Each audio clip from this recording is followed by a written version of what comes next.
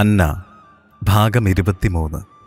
കഥയിലേക്ക് പോകുന്നതിന് മുൻപ് നിങ്ങൾ ആദ്യമായാണ് ഈ ചാനൽ കാണുന്നതെങ്കിൽ ചാനൽ സബ്സ്ക്രൈബ് ചെയ്ത് ബെല്ലൈക്കൺ ക്ലിക്ക് ചെയ്ത് നോട്ടിഫിക്കേഷൻസ് എല്ലാം ഇനേബിൾ ചെയ്യാൻ മറക്കരുത്. കൂടാതെ കഥ ഇഷ്ടമായാൽ നിങ്ങളുടെ ഒരു ലൈക്കും കമൻറ്റും പ്രതീക്ഷിക്കുന്നു. ഇനി നമുക്ക് കഥയിലേക്ക് പോകാം.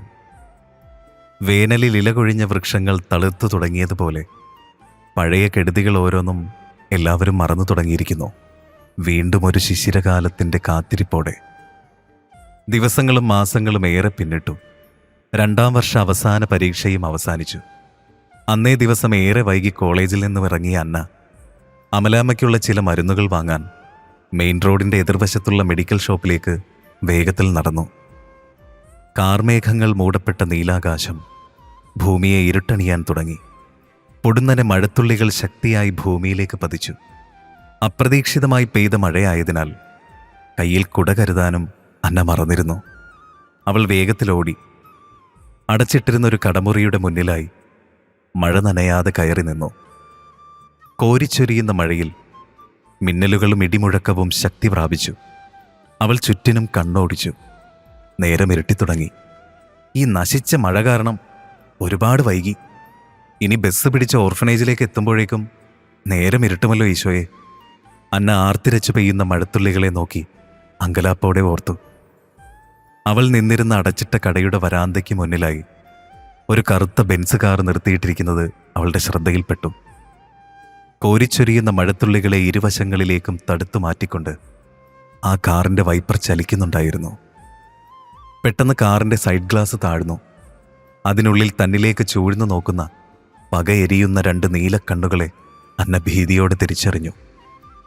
ഫെലിക്സ്. അന്നയുടെ നാവുകൾ ചലിച്ചു. അവൾ ഭയത്തോടെ ആ കണ്ണുകളിലേക്ക് നോക്കി നിന്നു. അവൻ ആളാകെ മാറിയിരിക്കുന്നു. നീട്ടി വളർത്തിയ താടി രോമങ്ങളും അലക്ഷ്യമായി പറന്നു കളിക്കുന്ന മുടിയിഴകൾ നെറ്റിമറയ്ക്കും വിധം മുന്നിലേക്ക് നീട്ടിയിട്ടിരിക്കുന്നു. ആ കണ്ണുകളിൽ തിങ്ങി നിന്ന പ്രണയഭാവം പ്രതികാരത്തിൻ്റെ മൂടുപടങ്ങളാൽ മറഞ്ഞുപോയിരിക്കുന്നു. അന്നും സ്ഥായിയായി നിന്നിരുന്ന ഗൗരവം ഇപ്പോഴും ആ മുഖത്തുണ്ട്. അന്ന ഒരു നിമിഷം അവനെ കണ്ണെടുക്കാതെ നോക്കി. പെട്ടെന്ന് കോരിച്ചൊരിയുന്ന മഴയെ വകവയ്ക്കാതെ ഡോറ് വലിച്ചു തുറന്ന് പുറത്തേക്കിറങ്ങിയ ഫെലിക്സ് അന്നയെ ലക്ഷ്യമാക്കി നടന്നെടുത്തു. നിമിഷ നേരം കൊണ്ട് മഴത്തുള്ളികൾ അവനെ പൊതിഞ്ഞു. അന്ന പേടിയോടെ ചുറ്റിനും കണ്ണോടിച്ചു. അരികിലായി ഫെലിക്സ് അല്ലാതെ മറ്റാരുമില്ല. ആർത്തിരമ്പുന്ന മഴയുടെ ശബ്ദം അവൾ പേടിയോടെ ശ്രവിച്ചു. അപ്രതീക്ഷിതമായി ഫെലിക്സിൻ്റെ ബലിഷ്ഠമായ കൈകൾ അവളുടെ ശരീരത്തെ ശക്തിയായി പൊതിഞ്ഞു. അന്നയെ നിന്നിടത്തു നിന്നും തൻ്റെ കൈകളിൽ കോരിയെടുത്തുകൊണ്ട് മഴയിലൂടെ അവൻ കാറിനരികിലേക്ക് നടന്നു. അവൾ കുതറിമാറാൻ ശ്രമിച്ചുകൊണ്ട് തൻ്റെ കൈകാലുകൾ ചലിപ്പിച്ചു. അവളുടെ അടവുകളൊന്നും അവന് മുന്നിൽ വിലപ്പോയില്ല. അവളുടെ കൈകളിലിരുന്ന മരുന്നുകൾ നിറച്ച സഞ്ചികൾ പൊട്ടി നിലത്തേക്ക് ചിതറി വീണു. ഫെലിക്സ് കാറിൻ്റെ പിന്നിലെ ഡോറ് തുറന്ന് അന്നയെ അകത്തേക്കിട്ട് ലോക്ക് ചെയ്തു. തിരികെ ഡ്രൈവിംഗ് സീറ്റിലേക്ക് വന്നിരുന്ന് ഫെലിക്സ് അന്നയുമായി ശരവേഗത്തിൽ പാഞ്ഞുപോയി. നിമിഷ നേരം കൊണ്ട് എന്താണ് സംഭവിച്ചതെന്ന് അന്ന ഓർത്തെടുത്തു. അവളിപ്പോൾ അവളുടെ ഫെലിക്സിൻ്റെ കൂടെയാണ്. കാർ മുന്നോട്ട് പായും തോറും തന്നെ എങ്ങോട്ടേക്കാണ് കൊണ്ടുപോകുന്നതെന്ന സംശയം അന്നയെ അലട്ടിക്കൊണ്ടിരുന്നു.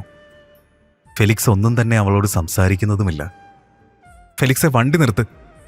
നിങ്ങൾ എന്നെ എങ്ങോട്ടാണ് കൊണ്ടുപോകുന്നത്? അവൻ്റെ പ്രവൃത്തിയിൽ ഭയം തോന്നിയ അന്ന പിന്നിലിരുന്നു കൊണ്ട് അവൻ്റെ തോളിൽ പിടിച്ച് കുലുക്കി കരഞ്ഞുകൊണ്ട് ചോദിച്ചു. അവൻ അവളെ ദേഷ്യത്തോടെ തുറിച്ചു നോക്കി. അതിനുശേഷം ഡ്രൈവിങ്ങിലേക്ക് ശ്രദ്ധ തിരിച്ചു. കുറച്ച് നിമിഷങ്ങൾക്ക് ശേഷം അന്നയുമായി വന്ന കാറ് ഫെലിക്സ് തൻ്റെ ആൾതാമസമില്ലാത്ത എസ്റ്റേറ്റ് ബംഗ്ലാവിന് മുറ്റത്തായി കൊണ്ട് നിർത്തി. അന്ന ഭയം കൊണ്ട് വിറച്ചു. അവളുടെ നാഡീഞരമ്പുകളിലൊരു മരവിപ്പ് അനുഭവപ്പെട്ടു. തനിക്കെന്തോ ആപത്ത് സംഭവിക്കാൻ പോകുന്നു എന്ന യാഥാർത്ഥ്യം അവൾ തിരിച്ചറിയുകയായിരുന്നു. ഡോറ് തുറന്ന് ഫെലിക്സ് അന്നയെ ബലമായി പുറത്തേക്കിറക്കി. ഇറങ്ങി വാടി പുറത്തേക്ക്. ഒച്ചയോടെ അന്നയ്ക്കരികിലേക്ക് ചീറിയെടുത്ത ഫെലിക്സിൽ നിന്നും മദ്യത്തിൻ്റെ രൂക്ഷഗന്ധം പുറത്തേക്ക് വന്നു. അവൾ കശാപ്പ് ശാലയിൽ കൊണ്ടുവന്ന ആട്ടിൻകുട്ടിയെപ്പോലെ തൻ്റെ കൈകളിൽ പിടിമുറുക്കിയ ഫെലിക്സിൽ നിന്നും പിന്നിലേക്ക് ആഞ്ഞു വലിച്ചു. അവൾ അവനോട് ഉപദ്രവിക്കരുതേ എന്ന് വാവിട്ട് കരഞ്ഞു.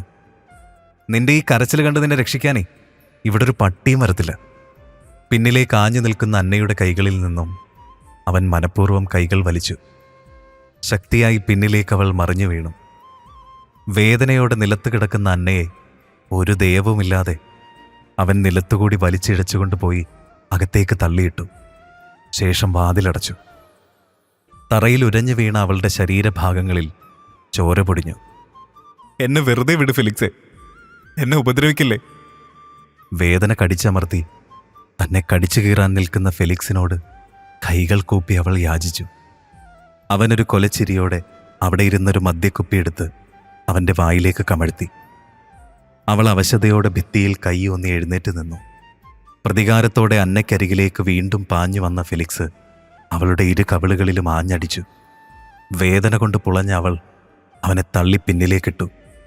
മദ്യത്തിൻ്റെ ലഹരിയിൽ കാലുറയ്ക്കാതെ അവൻ പിന്നിലേക്ക് വീണു. പക്ഷേ അവൻ തളർന്നില്ല. പണത്തിനും പ്രതികാരത്തിനും വേണ്ടി നീ എന്നെ വഞ്ചിച്ചോളാ. നിന്നെ സ്നേഹിച്ചു എന്നത് ഇത്രയും വലിയ ശിക്ഷ എനിക്ക് തരേണ്ടിയിരുന്നില്ല.